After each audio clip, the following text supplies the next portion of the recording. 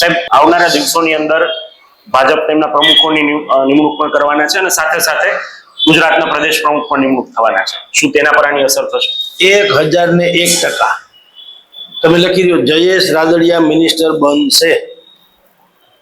તમે લખી લ્યો, પછી જ્યારે બને ને ત્યારે તમે આ ચલાવજો. અમે લોકોએ કીધું હતું જયેશ રાદડિયા મિનિસ્ટર બનવાના. અને હવે ભારતીય જનતા પાર્ટીના જે કોઈ એના મોવડીઓ છે એ નરેશ પટેલની ઇમોશનલ બ્લેકમેલિંગ થી થાકી ગયા. ઇમોશનલ બ્લેકમેલિંગ થી. કારણ કે દર વખતે ચૂંટણી ટાણે નરેશ પટેલ જે છે એ હંમેશા નોખો ચોખ્ખો બનાવીને જ ઉભા હોય છે. ભારતીય જનતા પાર્ટીએ જે કઈ એનાથી બનતું બધું જ આપ્યું હોવા છતાં અને અનેક લોકો પાટીદારો જે છે સરકારમાં હોવા છતાં ખબર નહીં શું ખૂટે છે નરેશ પટેલને કે એને વારંવાર જ્યારે ચૂંટણી આવે ત્યારે યા તો કોંગ્રેસને કહે છે કે તમે મને એક કામ કરો, તમારી પ્રચાર સમિતિનો સંકલન સમિતિનો ચેરમેન બનાવો, એટલે કે સીએમ નો ચહેરો બનાવો. પ્રશાંત કિશોર થ્રુ એને ડીલ કરવું, એ ડીલ મંજૂર ન રહી એટલે પાછા આવ્યા. પછી આમ આદમી પાર્ટી સાથે એને છેડાછેડી બાંધવાની કોશિશ કરી, ન્યાય મેળ ન પડ્યો, ધારા પરિણામ ન આવ્યા એટલે નરેશ પટેલ જે પોતે એક ચૂંટણી લડવાની વાત કરતા હતા એ પેલા કોંગ્રેસની હારે ગઠબંધન, આમ આદમી સાથે ગઠબંધન, એ બધો મેળ ન પડ્યો એટલે પાછા ઠરીઠામ થઈને બેસી ગયા પછી સમાજ ત્રિભેટે આવી ગયો કે ભાઈ હવે તમે તો બેસી ગયા અને તમે મહેનત ભારતીય જનતા પાર્ટીના નેતાઓ સાથે સ્ટેજ શેર કરવા, તો તમે તો તમારા ચોખા ગોઠવી લીધા. તમારે કારણે મેં કેટલાક ભારતીય જનતા પાર્ટીના લોકો સાથે વેર બાંધ્યું, એનું શું? સમાજનું મેં તો સમાજ ત્રિભેટે આવીને ઉભી ગયો કે એક સમયે ભારતીય જનતા પાર્ટીની કોર વોટ બેંક મનાતી હોવાને કારણે પાટીદારોના અનેક કામ થતા હતા.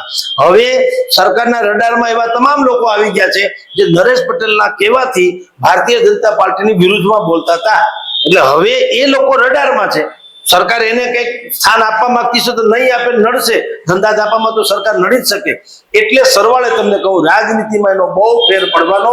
અને જયેશભાઈએ હુંકાર કર્યો છે. જયેશભાઈ સ્વાભાવિક જ ભારતીય જનતા પાર્ટીમાં છે અને મેનેજેબલ છે, યુવાન છે, તેજ તરવરિયા છે. વિઠ્ઠલભાઈ પટેલ જે છે એની પાસે આટલો મોટો વારસો છે.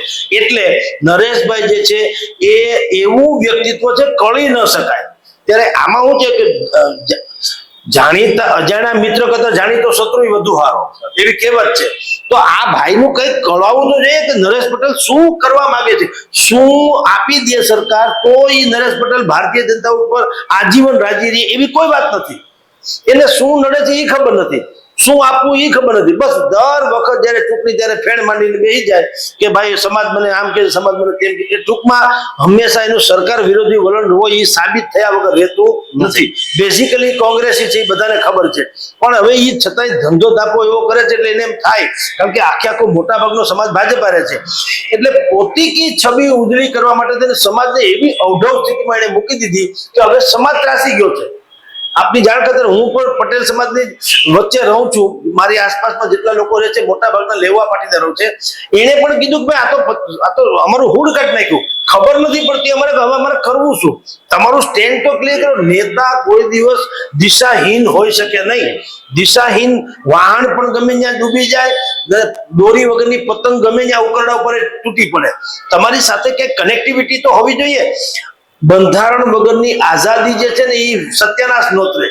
બંધારણ હોવું જોઈએ, આઝાદી તો પછી વિનાશ નોતરે, કારણ કે તો બેફામિયતમાં આવી જાય. બંધારણ છે તમને મર્યાદા સૂચવે છે. એમ તમારી કઈક આચાર સંહિતા તો હોવી જોઈએ કે તમારી આઈડિયોલોજી હોવી જોઈએ. આઈડિયોલોજી નથી, આચાર સંહિતા નથી, માર્ગદર્શન નથી, દિવરંદેશી નથી, કશું જ નથી. તમને ગલબલિયા થાય એટલે તમે ઘણી વખત આમ કરો અને બધા તમે એમ માનો છો કે નરેશ પટેલ થોડું બોલે એટલે શું થાય, ભાજપ વાળા, કોંગ્રેસ વાળા, આમ આદમી વાળા બધા આવીને ત્યાં જેમ માતોશ્રી બંગલામાં બાળા સાહેબ ઠાકરેને પગે લાગવા આવતા એમ બધા પગે લાગવા આવે એટલે તમે હું બોલીને બજાર હાંકડી. હવે એને કારણે સમાજ સત્યાનાશ થઈ ગયો શું? કારણ કે જે સમાજને આ બધી ખબર નથી ગિમિક્સ ની, એ તો તમારા બોલ ઉપર ભારતીય જનતા પાર્ટી નેતાઓ સાથે વેર બાંધી બેઠા છે. એનું શું? એટલે હવે સમાજ સમજી ગયો છે કે આને તો દર વખત આવી ટેવ છે, વગર દાણાએ ધૂણે છે આ ભાઈ. તો હવે આપણે ક્યાં સુધી? અને એની સામે રાઇવલ છે જયેશભાઈ રાદડિયા, તો એ તો અડધી રાતનો હોકારો 18 વર્ષનો છે. એને કોઈ દિવસ સામે જુઓ, શરૂઆત એને નથી કરી. આ કેસમાં 511 ની જે સમૂહ લગ્ન થયા એમાં તમે જુઓ, સૌથી પહેલા સોશિયલ મીડિયામાં પોસ્ટ વાયરલ કરી જયેશ રાદડિયાની વિરુદ્ધમાં કોણે કરી? નરેશ પટેલના મિત્રોએ. આ જે બેની જેને એ ટપોરી કે છે, જેને એ બેન લોકોએ કરી છે. તો નરેશભાઈએ કેમ ઠપકો ન આપ્યો? એનો અર્થ એમ છે કે તમારે એમાં મૂંગા આશ્વાસન છે, તમારી મુખ સંમતિ છે. તો ઈ નરેશ પટેલ જે છે ઈ આપણે જયેશભાઈ રાદડિયા છે નરેશ પટેલની જેમ છાને ખૂણે રમવા ટેવાયેલા નથી. સિંહ કોઈ દી બકરીની એપોઇન્ટમેન્ટ ન લે, હરણની એપોઇન્ટમેન્ટ ન લે કે જો તમને વાંધો ન હોય તો હું આપને ખાવા માંગુ છું, એવું કઈ હોય નહીં. એ તો છાપો મારીને વાત પૂરી કરે. એવી રીતે જયેશ રાદડિયા એના ફાધરના સ્વભાવ પ્રમાણે, વિઠ્ઠલભાઈ રાદડિયાના સ્વભાવ પ્રમાણે એને જાહેરમાં કીધું કે મરદ હોય તો આવી જાવ ચૂંટણીમાં, એમાં શું ફેર પડે? અને સમાજને પૂછવાની ક્યાં જરૂર છે? નરેશભાઈ જયેશ રાદડિયાએ કીધું હું ક્યાં સમાજને પૂછીને આવ્યો છું, પણ સમાજે મને સ્વીકારી લીધો કારણ કે હું લાયક છું એવું સાબિત થઈ ગયું. મને વારંવાર જીતાડે છે. એમ તમે લાયક હશો તો આ સમાજ તમને સ્વીકારી લેશે. પણ તમે આવું છું એમ કરીને આમ ખાલી મોં દેખાય કરો એવું ના હાલે. કારણ કે તમારે હળી હંચો કરવો છે, કામ કરવું નથી, કામ કરવા દેવું નથી. તો આ બે વસ્તુ કેમ ચાલે? એટલે એને જાહેરમાં કહેવું પડ્યું. આવનારા દિવસોમાં આની બહુ મોટી અસર થવાની, કારણ કે હવે સમાધાનની સંભાવના ઘટી ગઈ છે. વચ્ચે પરસોત્તમ રૂપાલા, દિલીપભાઈ સંઘાણીએ સમાધાનની કોશિશ કરી અને આ બે જ નહીં, બીજા એવા કેટલાક નામ છે જે પોલિટિક્સમાં જાહેરમાં નથી પણ સમાજને અતિ આદર પાત્ર માને છે. એવી કેટલીક હસ્તીઓ જે છે એને કોશિશ કરી જોઈને એને કીધું કે આનું સમાધાન શું થઈ શકે. બે પ્રકારે સમાધાન થયું હતું.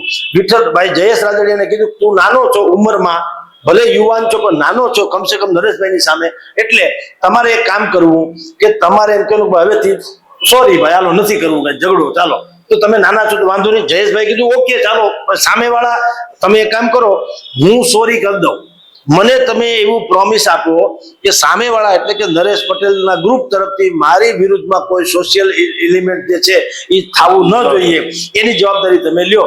આ લોકોએ જવાબદારી લીધી. નરેશભાઈને કીધું ભાઈ તમે હવે મોટા માણસ છો, તમે જરાક સમજો અને આ બધો જાહેરમાં ગધેડો કરો, આબરૂ જાય સમાજની, અને સમાજ દબલો પડે છે કારણ કે તમારામાં વિખવાદ પેદા.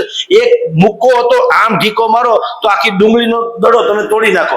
5 ભેગા થઈ ગયા, નરેશભાઈ, કરશનભાઈ, છગનભાઈ, વિઠ્ઠલભાઈ કે જયેશભાઈ, તો ડુંગળી હો કાંઈ તૂટે નહીં, હાર્મોનિયમ સિવાય કાંઈ વગાડી શકો નહીં. તો એને કીધું આપણી શક્તિ કુંઠિત થઈ ગઈ છે, જે એક શક્તિ હતી બધી વિખેરાઈ ગઈ છે. તો નરેશભાઈ હાયા હા કર્યું પણ એનું પાલન ન થયું. જો અત્યારે સોશિયલ મીડિયામાં હાલ્યું છે ડિંડક, એટલે હવે એની સંભાવના સમાધાનની હાવ ઘટી ગઈ, લગભગ નહીવત છે. એટલે હવે નવો ચોકો જાહેર થશે. લેવા પાટીદારનો નેતા કોણ? નરેશભાઈ પટેલ કે જયેશ રાદડિયા? અને મોટા ભાગે તમને કહું પરડું ભારે જે છે એ જયેશભાઈ રાદડિયાનું છે. અડધી રાતનો હોકારો છે, આઉટ ઓફ વે જઈને કામ કરવા ટેવાયેલા છે. નરેશભાઈ પ્રજા વચ્ચે રહેતા નથી. નરેશભાઈ એના કેટલાક કહેવાતા સલાહકારો વચ્ચે જ રહે છે અને એ પરદેશથી જયારે મૂળમાં હોય ત્યારે આવે તો એની ઈચ્છા પડે ત્યારે તેઓ પ્રગટ થાય છે. ત્યારે જયેશભાઈને તમે અડધી રાતે ડેલી ખખડાવી શકો છો. એટલે આ બધા સદગુણો દુર્ગુણો કે જે કઈ એની ઉપલબ્ધિઓ છે જોતા અત્યારે સમાજ જે મોટે ભાગનું છે જયેશ રાદડિયાની તરફ વધુ છે. 551 દીકરીઓ, 11 દીકરીના લગ્ન એમાં જોઈન્ટ થયા, એમાં તો કેવળ ને કેવળ જયેશભાઈની શક્તિ પ્રદર્શન થયું ને, નહીં તો જોઈન્ટ ન થાય ને. કોઈ એમ કે ને ભાઈ નરેશભાઈનું નામ નથી તો અમારે જોઈન્ટ નથી થવું, અથવા તો નરેશભાઈમાં છે કે કેમ, કશું જ નહીં. બસ જયેશ રાદડિયાના નામ ઉપર આટલી વસ્તુ થઈ. એનો અર્થ છે કે મોટા ભાગના લેવા પટ્ટીદારો જે છે એ હવે જયેશ પટેલને પોતાનો નેતા માની રહ્યા છે. નરેશ પટેલના હસતા ચળના ઓળા એટલે કે પડતીના પડછાયા શરૂ થઈ ગયા છે. એ એના પોતાના વાંકે, કારણ કે એને કોઈ દિવસ સ્પષ્ટ નીતિ જાહેર ન કરી, એને કારણે આ મુશ્કેલી થઈ છે. ચોક્કસથી તમે અમારી સાથે જોડાયા તે બદલ આપનો આભાર. તો આ જ રીતે અલગ અલગ વિડીયોના માધ્યમથી આપણે મળતા રહીશું. અત્યારે બસ આટલું જ, અને આપ જોડે